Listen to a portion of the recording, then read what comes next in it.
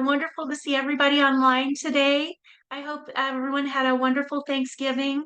I'm especially excited about today's presentation as we're looking toward the holidays. I know it's going to be a lot of good things, but it also brings a lot of stressors. So I'm really looking forward to hearing the strategies today, just as we're thinking about supporting children and families and ourselves during this time and looking toward the new year. I'm going to start off just with a few house cleaning items, just a few reminders, um, just to share that the session's being recorded, and we'll share it with you after the presentation. Your microphones have been muted, but we really do encourage you to use the chat. We'd love your questions and comments, as well as feeling free to unmute yourself to ask questions. We appreciate you entering your first and last name. I see, I think most of us have been able to do that. Entering that helps us make sure we track attendance and send out the certificates after the session. So with that, I'm really glad to get rolling. It's my pleasure to introduce my friend and colleague, Dr. Carolyn Danda. Um, we started at KU together, both as postdocs and then faculty. So it's really wonderful to see how Dr. Danda has really become an expert in our area around anxiety and mindfulness and the topic she's describing today. Dr. Danda is a clinical child psychologist with over 20 years of experience. She's co-authored From Surviving to Vibing, Filling in the Gaps, and previously held positions both at KU Med and a staff psychologist at Kansas City Center for Anxiety Treatment. She collaborates with children and families to address anxiety, depression, and behavioral issues. She really is a leader and embraces a biopsychosocial model and tailors evidence-based therapies to meet the needs of her clients, helping them overcome challenges and building resilience. As a mother of three, she knows the importance of mindfulness and relates to the challenges that families face. I've been fortunate to have her present in my class and am really excited to have hear what she has to share with us today. Her passion is really very empowering for parents, schools, and professionals through her writing, speaking, and training. So with that, I'm excited to hand it over to you, Dr. Danda. Thank you, Evelyn. I am very excited to be here today so I was just saying, it's nice to see things come full circle. And I was super excited to be able to talk about mindfulness at this time of year, because honestly, it keeps me grounded to do this talk, because it reminds me of, oh yeah, I should probably do that again. This is a good idea. So I really appreciate doing this talk because it definitely helps keep me grounded. And one of the goals is not that you do everything, but that you find different things and different tools that you may use at any time of year. So it's kind of a toolbox kind of approach, because one of the things I've learned is you can't do it all and do it all well. So ideally, you kind of pick and choose a couple of things, and then you add on to that. So with that, I'm going to kind of go ahead and let's see. There we go. I want to think about the world that we live in. And if you guys, you're welcome to kind of throw some stuff up in the chat about what are the challenges that we're facing in the world that we live in today compared to maybe even 20 years ago. I think a lot has changed since then. So I'd be curious to hear a little bit about what some of the things that you guys think are different.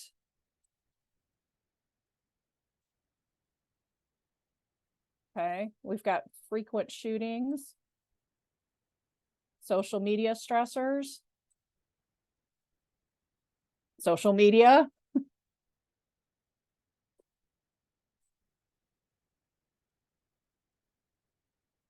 Yeah, things children are exposed to, webinars, ever-changing technology, info overload. Yeah, those are all really what we're talking about a lot, is that the world we live in today is an information overload. There's absolutely a challenge to be able to be aware and be more intentional in the world we live in, because we have this constant stream of information. And that's true not only for us as adults, but that's what we're seeing with our kids too, is a lot of times they get too much too fast too soon and they get pretty overwhelmed.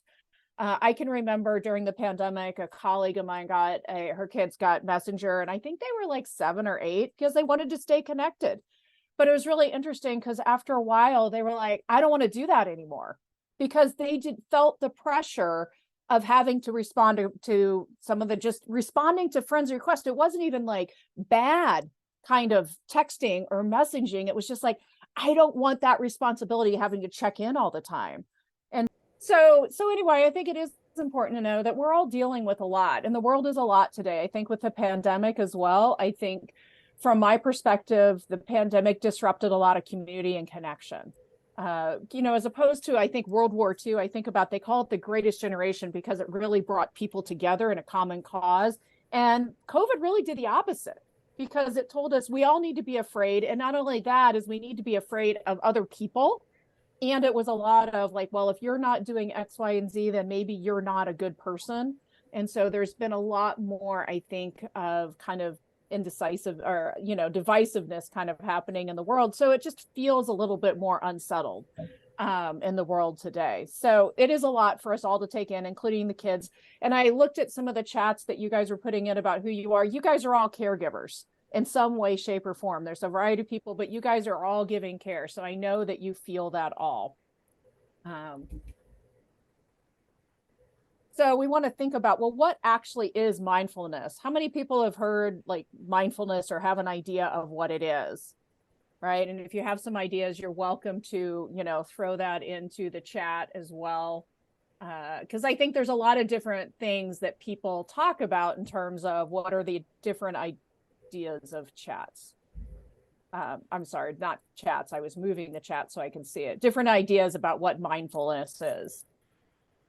All right. So we have being aware of what's going on around you, meditation, reflection, and aware of what's around you. Lots of great books on mindfulness. So there is a lot of mindfulness. And so I think there's not any one right answer. And I think that's what's important. I think you can make mindfulness what it is to you. And I see a lot of other ones, good things, but here are the 3 things that I kind of view mindfulness is. It's paying attention. So that awareness that I see all of you kind of saying, it's doing it without judgment. Things aren't good or bad. They just are. And so it creates space between what we're doing and how we react or respond. Actually allows us to respond better than it does to react. And it's being more intentional about what we're doing in everyday life and living intentionally and making intentional choices that match our values. So you guys all have a really good kind of grasp on that too.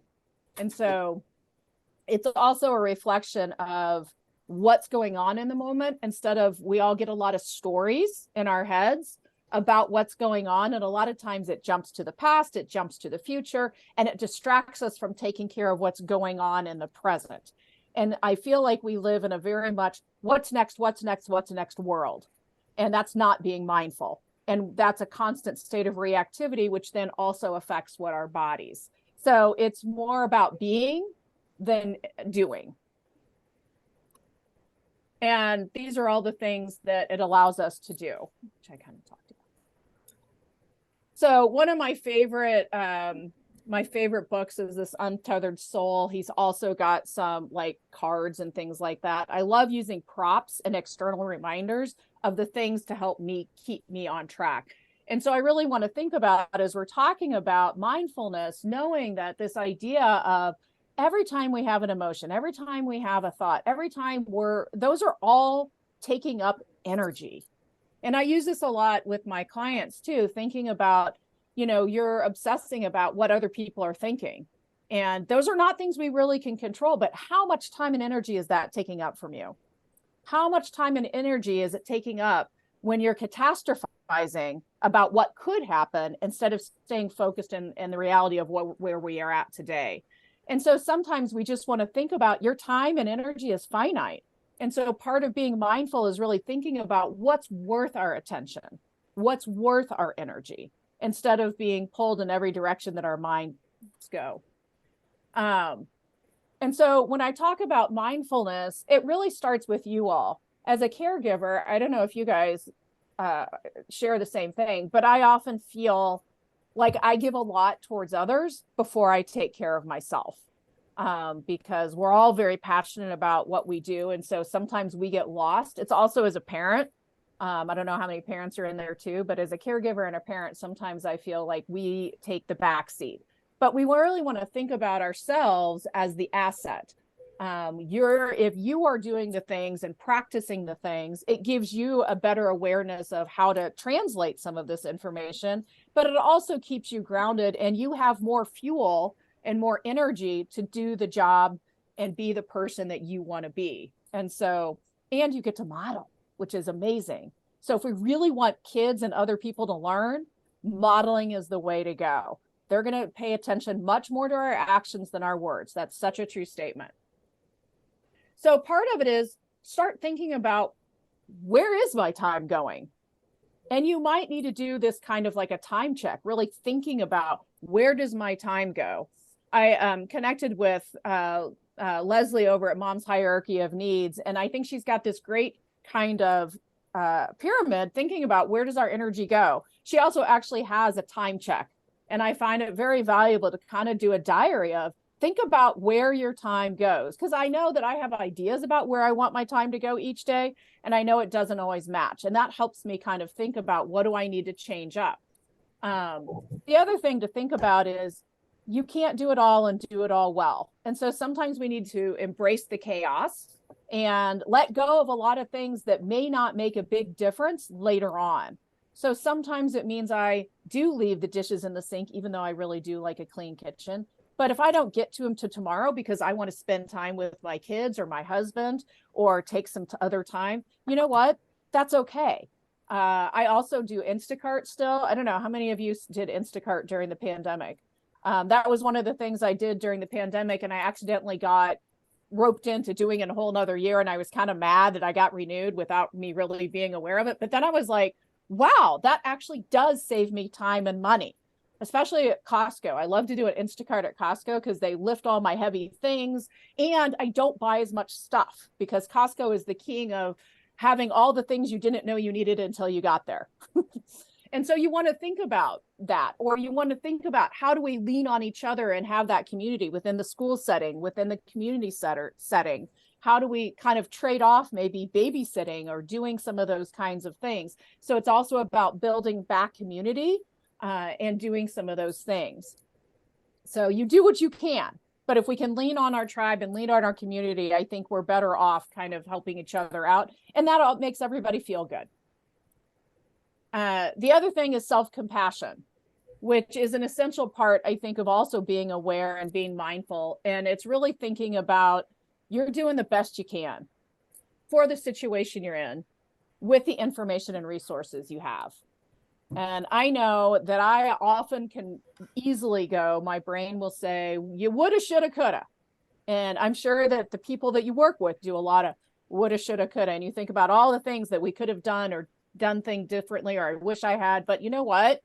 At the time, I was doing the best thing that I knew. And I think that's an important element whenever we're both working with people, but also for ourselves, is to have that compassion that I like to think that most people are doing the best they can, even if it ends up not being the right way. I do that a lot when I talk with teens, because parents sometimes don't get it right. They're trying and their interests are great, but it doesn't always come out in the way that fits for the kid.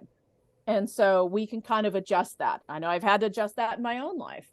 So you really want to have a little bit of compassion for yourself, that you're doing the best you can. But it doesn't mean that we can't still continue to change. So one of the things that we want to do is kind of streamline and create habits that help us do the things we want to do and be intentional. One of my other favorite books is Atomic Habits. I don't know if anybody's read Atomic Habits, but I really like it because it breaks down things into very small steps to create habits that make life easier. And what these are some of his sayings is, getting 1% better every day counts for a lot in the long run.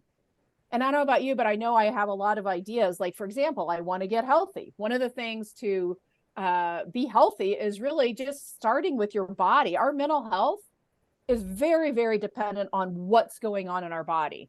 And I feel like those are some of the easier things that we can address. So if our body's in better shape, then it also helps our mind be in better shape. So we all know some of these things. So we want to think about, are you getting hydrated, right? Are you getting the nutrition you need? Are you getting the sleep you need? So one of the things I set as a goal this past year initially was, as soon as I wake up, I'm going to drink water, right? So already I've got like 8 to 16 ounces of water in my body to get up, right? So I've got myself starting on that day. And then I think about, well, what are some of the other things that I might be able to do? So sometimes I want to think about, well, I want to start and end the day well. So I have gotten not as great at this as I would like, but how many start and end the day with their phone, right? And we all tell the kids not to do that.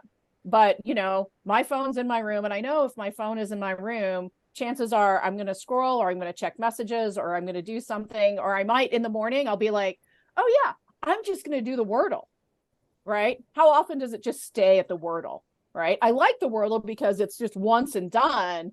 But once that phone's in your hand, a lot of times you get distracted, right? And then your morning is not as maybe relaxing, or you're not getting to do the things that you want to do.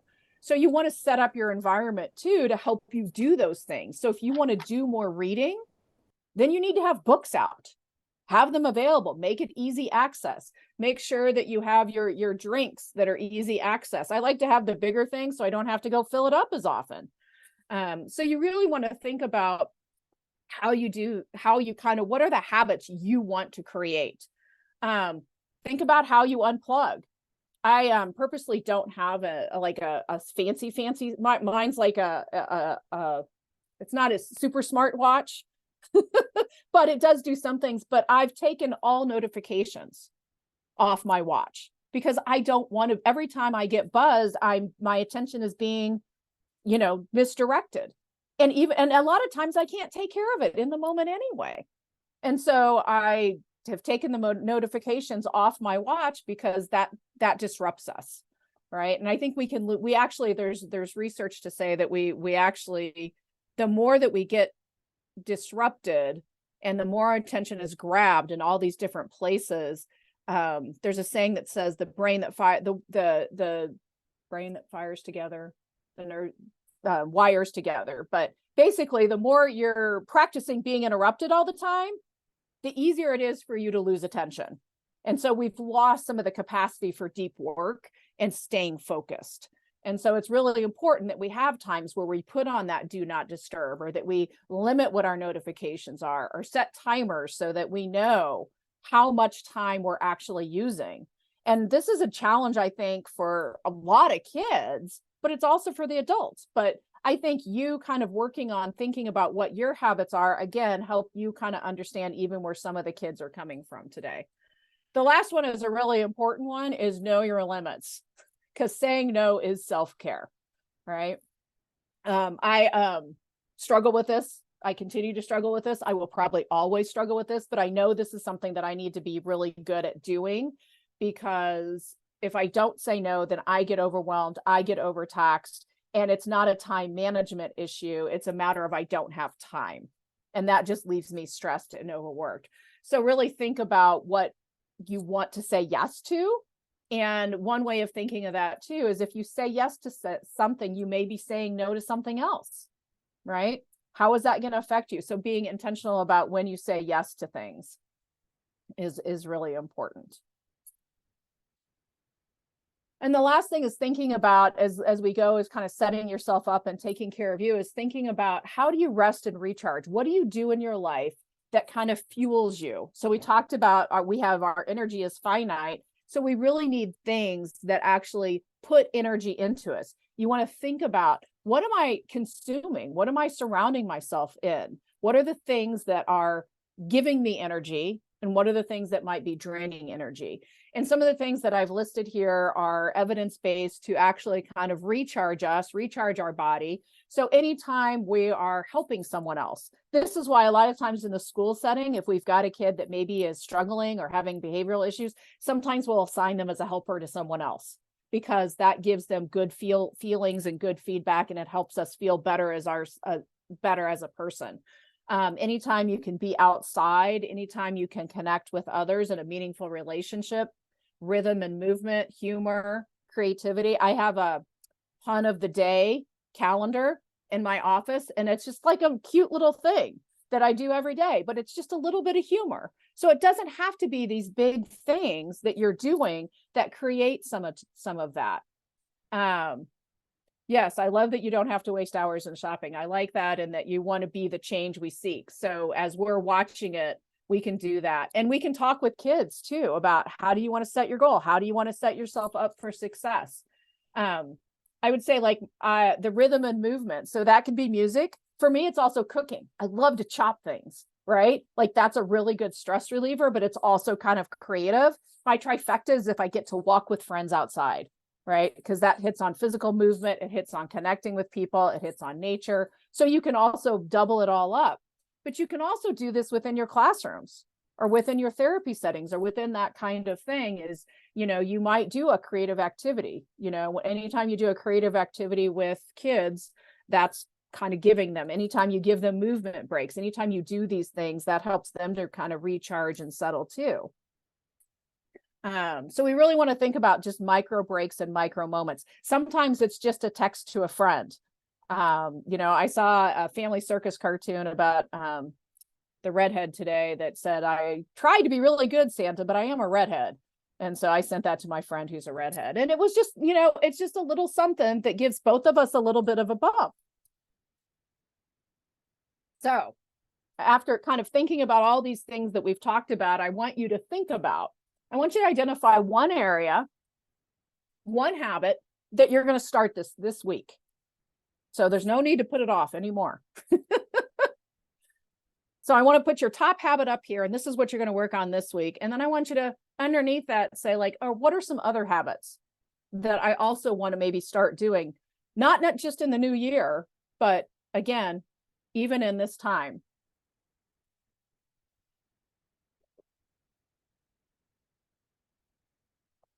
And then if anybody wants to share what they're going to do, I really like being in the community and connecting. And when you throw it up there and you writing it down makes you more accountable in general. And if you share it, it makes you even more accountable. So if you need to be accountable because you want to do this habit, but maybe you're not really great at following through, reaching out to other people and having accountability is great. So if people want to throw up some ideas of what do they want to do? Personal reading. I like that. Family meals together and limit phone time. You know what? Making your bed. I think there's a sergeant that wrote a book about that. How that's like just you get up and it feels like you're productive. That's a great idea. Exercise. One of the interesting things I've started to do with exercise, because I'm a cardio junkie, I'm not going to lie, although I've transitioned better into doing some more weights. But I also have this idea, and I think a lot of other people have this idea, is like, well, if I don't get out there and I don't, put my workout clothes on and get 30 to 60 minutes and get my heart pumping, well, then I don't do anything, right? And so I've come up with a bare minimum. So this is one of those ideas that's kind of a small thing you can do, but still adheres to the spirit of what you want to do. So I might do a plank for a minute or work my way up to a minute. I might do 10 downward dogs to a plank, right? That doesn't really take that long. You don't have to get dressed up. You don't have to do any of those things. And my favorite is I do a wall sit while I brush my teeth. So that's getting some of that exercise in, but you're adding it into what you're already doing. It's not an add-on. So I have a lot of exercising and journaling. I like a lot of these good things. A nighttime gratitude journal check-in, that's part of being mindful. I also like to leave work at work. I'm going to take you up on that one too. I think I probably can do that a little bit better as well. Um, oh, I love this one. Just get up from your desk at least once an hour and walk around. That's a great one. And so again, it's small movements, micro movements, but you're doing it. No interaction upon arrival. It's funny because I tell my kids, do not ask me anything when I walk in the door because the answer will always be no. Give me a minute to kind of get myself settled, put everything around. I definitely want to hear what you have to say, but my mind is not going to be able to pay attention to what your needs are or be able to really pay attention to what you want to tell me until I have a couple minutes to settle. So you might have to let other people know what you're doing, right? So that you don't get kind of your plan doesn't get taken over by other people, because I think that's a big danger. So lots of great ideas. And I hope you also wrote them down somewhere in a sticky note or in a journal on a piece of paper. And again, that's a great idea to help keep you being mindful, is put that sticky note up on your mirror, put it up somewhere where you can see it, put it on your, calendar or your computer or something like that. Have those things out in front of you so that you remind you to do that.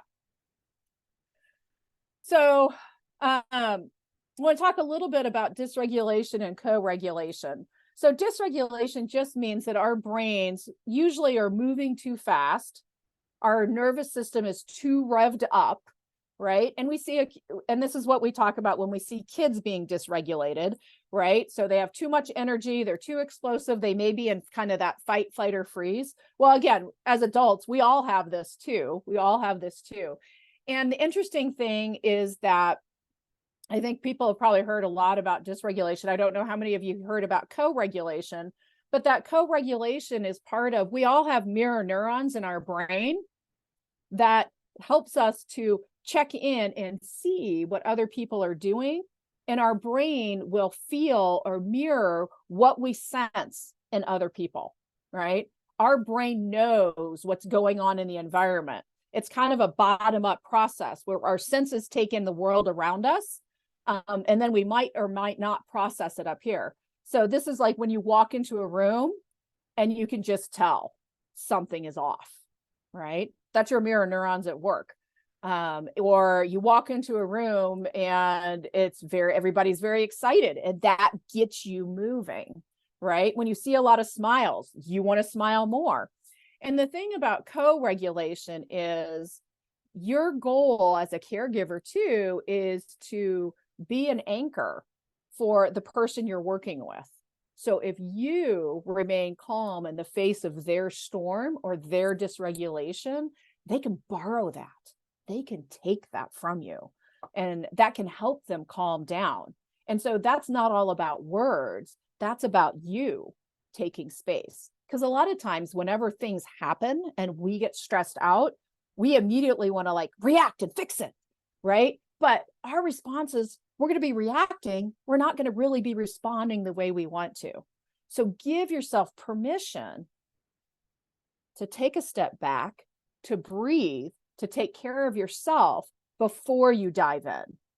And I think most of the time you have that time. It doesn't take that long, 5-10 seconds, to create a little bit of space. So, and from my perspective, that does start with the breath. But a lot of people will say it doesn't really work, but it does. It does work if we do it right. So our goal in being mindful is to slow our brains down so that, again, we're focused on the moment. I love that cartoon about mindful, right? And it really thinks about the goal of the breath is not to make us feel better. And I think that's where a lot of people get it wrong. They're like, breathe to calm down.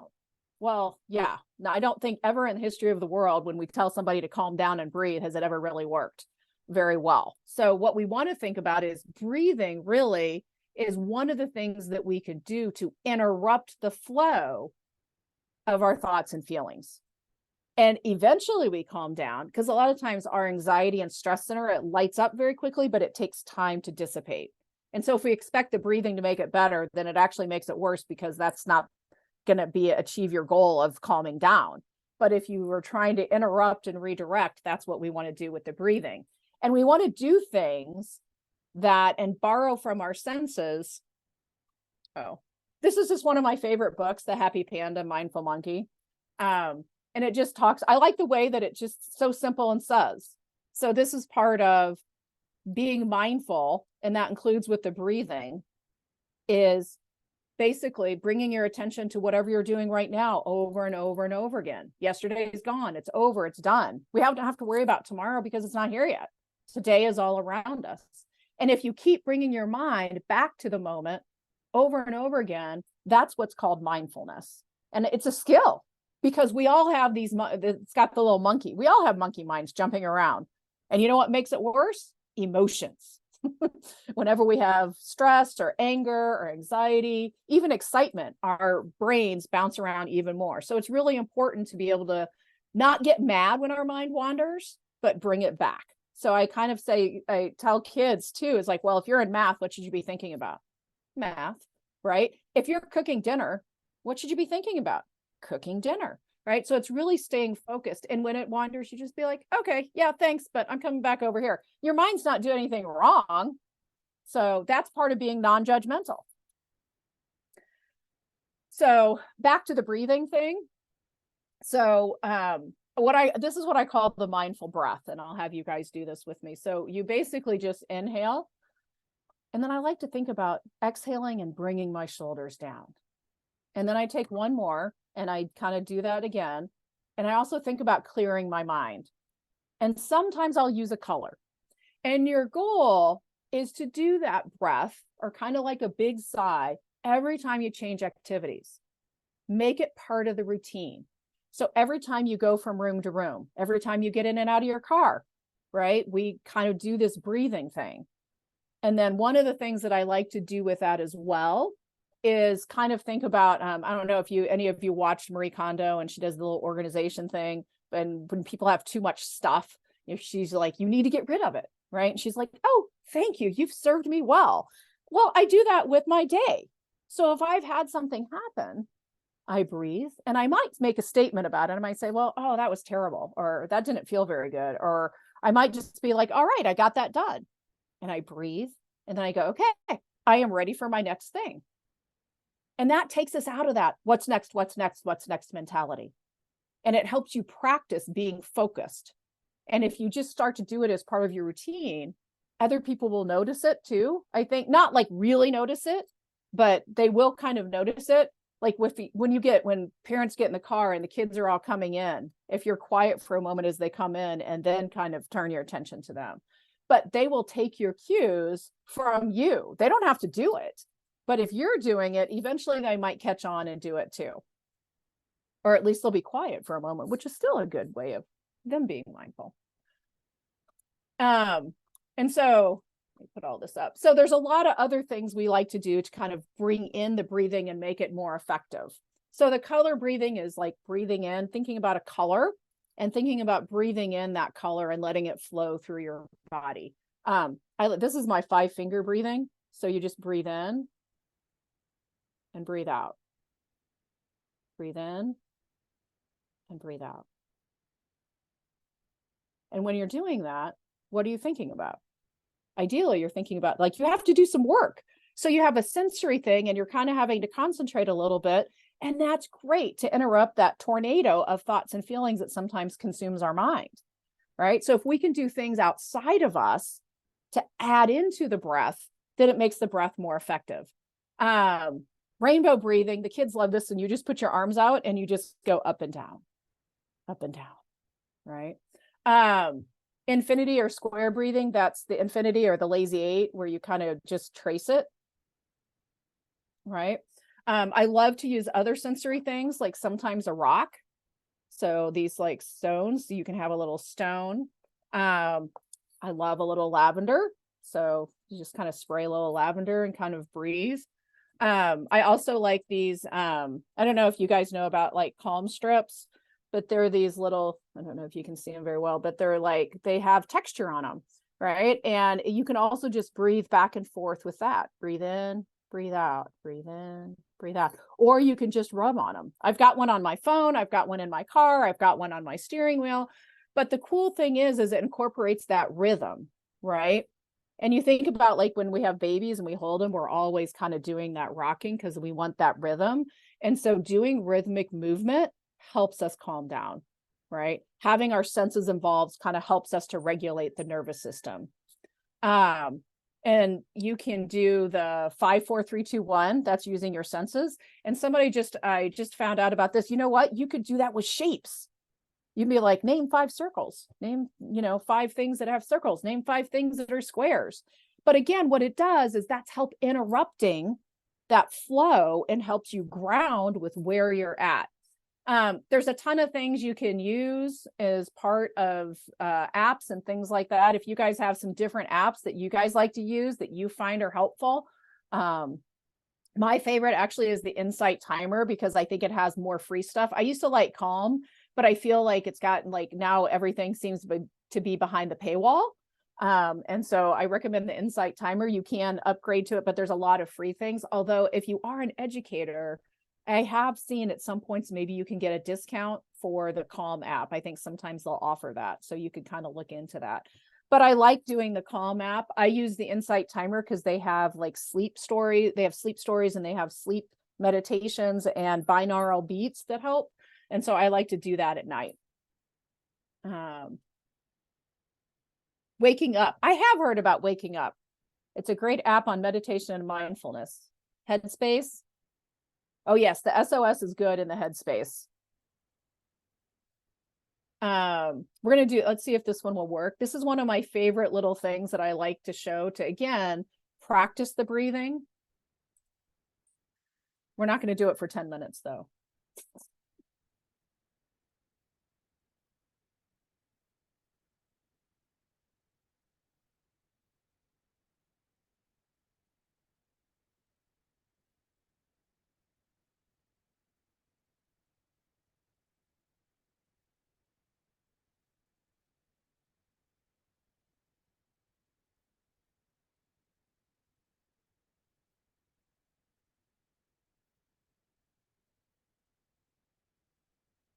All right.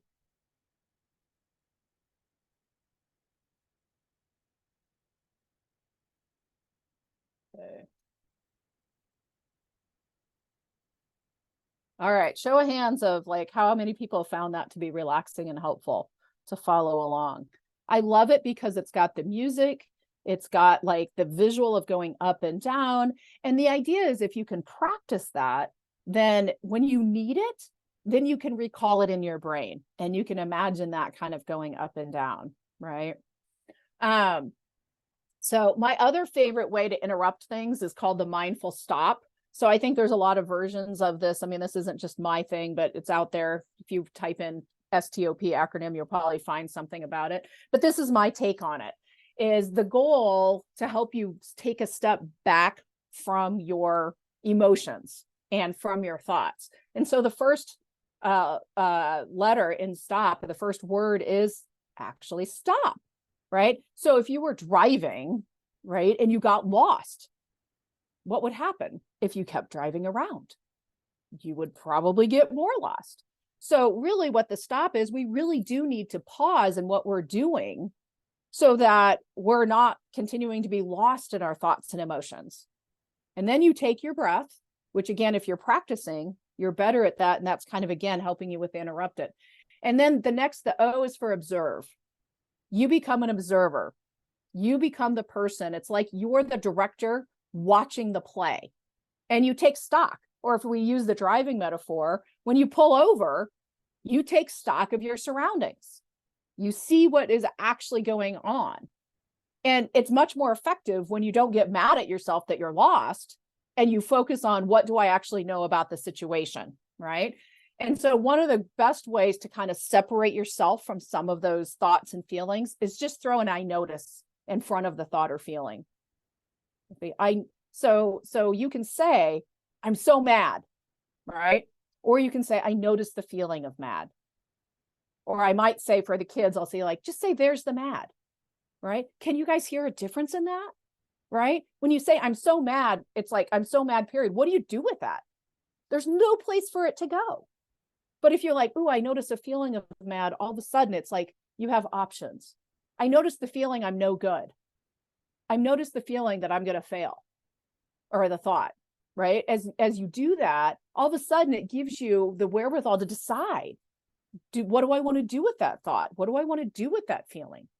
And so which ones are helpful? Which ones are not? You get to be more in charge of what's going on in your brain and then really redirect it, which again is part of that mindfulness. And it's not judgment, right? If you notice the thought, I feel like I'm not good enough. It's not a judgment. You're just like, that's what it is. That's the state. That is the thought that's in my head. It's not good or bad that it showed up. Because I talk so many times with people and they're like, I have the thought like I'm not good enough. And then I beat myself up because I know I don't want that thought. And then I get mad at myself for having that thought. And so then all of a sudden you have this giant ball of emotions and you've been sucked in. So really what you want to do is be an observer of the thoughts and feelings and decide which ones are worth keeping and which ones are not. And what's relevant to what's important to you, your goals, your values, and what you can control. Because sometimes statements are true. I have a lot of homework might be a true statement, right? I have a lot to do at my job might be a true statement, but not super helpful to just dwell on that. But what would be helpful is think about, okay, well, I do have a lot going on, not good or bad, it just is. Okay, well, what do I want to do with that? Okay, and then you start to go in a little bit of more problem solving. What can I control? You might think about what you can delegate, things like that. And then P is for proceed with the plan. So a cool little idea is sometimes putting a little stop sign somewhere. You can even put it like on your phone. You can put a little stop sign on your phone just to remind you. I'm not going to talk about meditation a whole lot, but that is one way to do it. But I like the idea of the meditation idea is not to get better at meditation, but to get better at being aware and awake in our lives. So, and when things fall apart is a kind of a long kind of thing about how to be mindful and how to separate ourselves from our thoughts and feelings. The other thing is, okay, well, we're really not great at talking about feelings and identifying feelings. So there was an app called the Mood Meter. And so it was really cool because you could kind of think about this is a high energy, unpleasant feeling. These are high energy, pleasant feelings. So they have these quadrants. And so you can actually put your finger in the quadrant and start to identify and be more specific about what your feeling is. So because alienated is very different than tired, right? But a lot of times we're like, I'm just sad, right? And that's not as helpful or descriptive. It's a good starting point. And they now have, they just upgraded it called How We Feel. And this comes from research from Mark Brackett. But this app he's partnered, and I can't remember who he's partnered with, but there's a whole organization, they've partnered with this organization, and this is a completely free app. There's no in-app purchases, and it just says, it helps you it tells you to check in. You can kind of write about what's going on. It also has ideas about if you don't like the way you feel or what you're thinking, it has some ideas about how you kind of transition and change that. Because if we slow down to figure out what we're feeling and what those feelings are trying to tell us, we can figure out what to do with them, if anything. Sometimes we don't need to do anything with those feelings. We might feel, for example, I'm feeling lonely. Well, you know what? I actually haven't been talking to a lot of people and I haven't been going out with my friends. Kind of makes sense that I might feel lonely, right? Reminds me of the Inside Out movie where they wanted to get rid of sad, but sad was really important because we can connect and it tells us a story, right? And then sometimes when people say like, it makes sense that you feel sad, that validation of that emotion versus fixing it is powerful, not only to ourselves, but to other people. And so that's also a good place to start with other people. If they're feeling dysregulated, it's listening and validating is a really good way to kind of slow things down. So get curious. You are not your thoughts, you're simply aware. So that's kind of one of your goals. And one of my favorite questions to ask sometimes too, is this feeling mine or someone else's? Kind of going back to that idea of we can feel, and sometimes we'll take on the thoughts and feelings of someone else, or they'll magnify it. And so it is helpful to have space between what I'm feeling and what other people are feeling. And I feel like this happens a ton with teenagers. They are sensing their world around each other and they get locked into, sometimes they're talking about all their feelings, but sometimes it's actually not good because then they all get sucked into the feeling and they're borrowing their feelings and everybody kind of upset and distressed. And they're all like, but I want to help my friend and I need to fix it and I need to do it. And then all of a sudden their friendships become based on their emotional well-being instead of like what typical friendships are, which we're supportive, but there's a lot of other things that come along with friendships. So those are some questions sometimes that can help us when we have feelings that we want to figure out what to do with. I'm going to skip this for now. You can go back and watch it on your own if you want. It's called Radio Doom and Gloom. It comes from acceptance and commitment therapy, but it's a little bit about trying to be aware and take space from your thoughts and feelings, and that we all have a little radio doom and gloom happening. Oops, there we go. So I'm almost to the end. I've got one more slide, but before I do that, I'm going to throw this up here just to remind you to give some feedback for us. Because I always am looking to improve. I appreciate feedback. I want to know what we're doing well and what we're not doing as well. And there's some activities related to what we've talked about. You'll get a handout that has that. And everybody who signs up and does the survey for me, this is one's personally to me, not necessarily the Telehealth Rocks. You'll get an email from Telehealth Rocks that'll give you a survey to complete for them. But everybody that completes my survey will be entered in a drawing, and you will be eligible to receive one of the resources, except for the touch points that's on my handout. So like a book or a product or something like that, we can kind of talk and work it out. So, and I will let you know probably within about a week about who the winner is, and we'll arrange for delivery and all that kind of stuff. So you can use that QR code, or I think you can use that website. Okay, so yeah. Oh, okay. Yeah, it's interesting because the other one's different. So there's the link in the code if you just want to press that. So I think it's only like 5 or 7 questions. So I'll give you a couple minutes to do that. And actually, I think the last one is on gratitude. I think we talk about gratitude a lot. Hopefully you guys have done a lot of gratitude with Thanksgiving. My thing about Thanksgiving is Thanksgiving should be every day. We shouldn't necessarily need a holiday to give thanks and connect with each other. So before I get to that slide, then I would like to make sure to open it up for questions.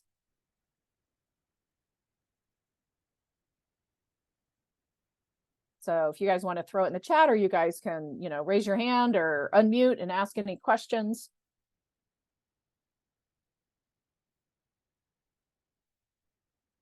Anyone?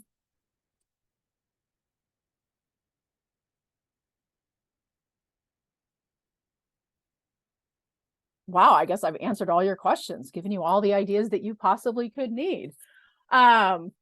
I guess as things go along, then if you guys do have questions, you can do that. I see that somebody said that the IT department actually added the How We Feel app so kids can download it. That's exciting, right, to use this. So again, a lot of these things, part of my goal is thinking about how do you incorporate these things in your own life and also understand them, so also that you can be more effective and you can be more mindful and settled, but that also helps the other kids. So you can be a co-regulator for all the people that you work with.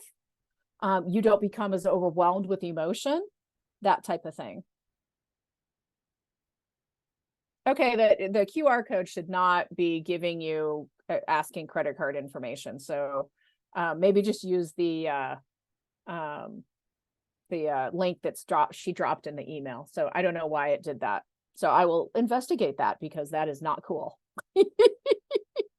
So, and these are 3 takes on kind of finding gratitude, which again, our brains tend to always look towards the negative. That's just what brains do.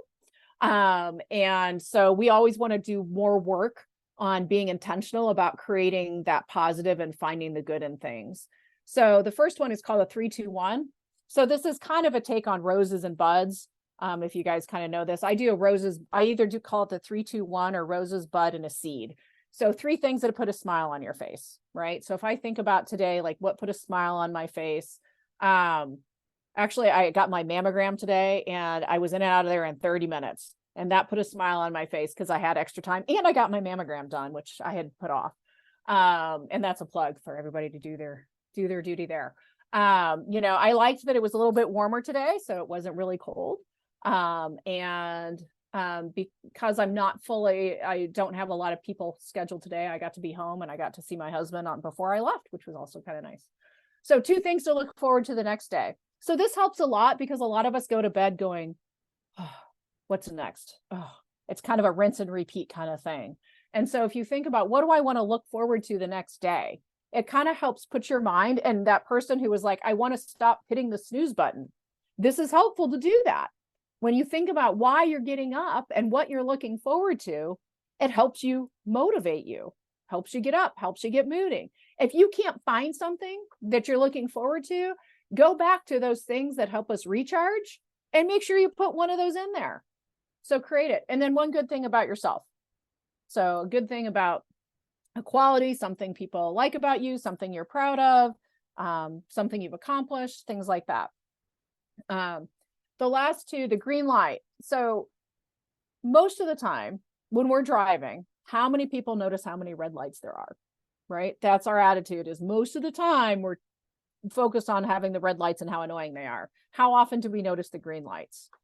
Not as often. And I'm going to challenge you, when you guys drive home, if you're driving home today, actually just focus and find how many green lights did you actually have, right? So just in general, that's kind of like a little segue into kind of thinking about it. But you want to really think about, how do I green light my day throughout the day? It's nice to reflect upon it at the end of the day and do like a 3-2-1 exercise or a gratitude exercise at the end of the day. But even better if you can find those green lights. I think there's been something going around the internet, the meme going around about glimmers, which are the opposite of triggers. And this is that same idea, is what are you finding in your everyday life that just makes you happy? Like when I drove home last night, I just noticed like the moon was full and it had some of the clouds, and it was just really cool. Right. I just really, and the dishes were cleaned up out of my sink, and that did kind of put a glimmer in me. And I really appreciated that.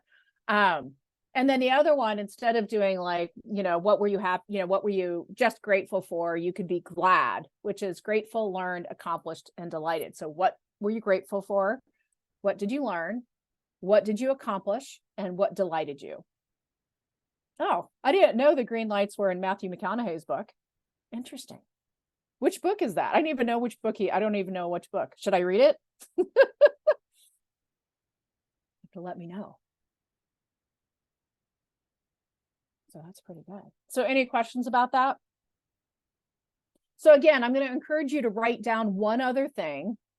Oh, it's actually called green lights. Okay, good to know. I want you guys to, before you guys leave, I want you to write down one or two more things that you want to incorporate in your life, and or that you want to share with someone else, or incorporate into even like your workplace setting or with other kids, or kind of things like that. What are some things that you can take even beyond yourself and apply in, your work setting, or how you do work, or how you live your life, even with your family as well? And again, you guys can throw those up in the chat if you want. And with that, I am good. That's all I have, unless people have questions. You guys have been great.